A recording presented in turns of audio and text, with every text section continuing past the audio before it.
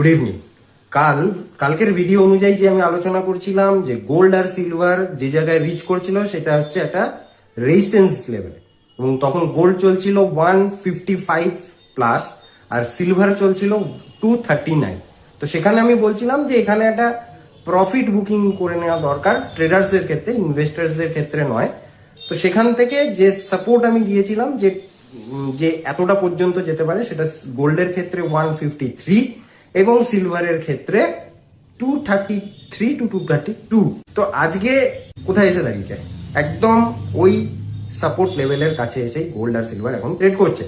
কোথায় না, গোল্ড চলছে 153 600 এর অ্যারাউন্ড, লো করেছে 53 300, আর সিলভার 233 800 লো করেছে এবং এখন 234 সামথিং চলছে। জেনারেলি কি হয়, প্রফিট বুকিং অনেক সময় ট্রেডারদের করে নেওয়া দরকার।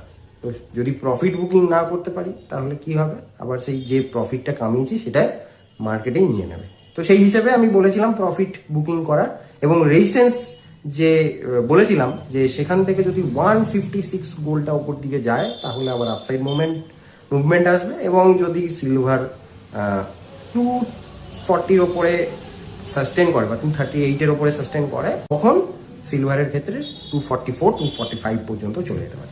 তো এখন করা উচিত এই লেভেলে দাঁড়িয়ে?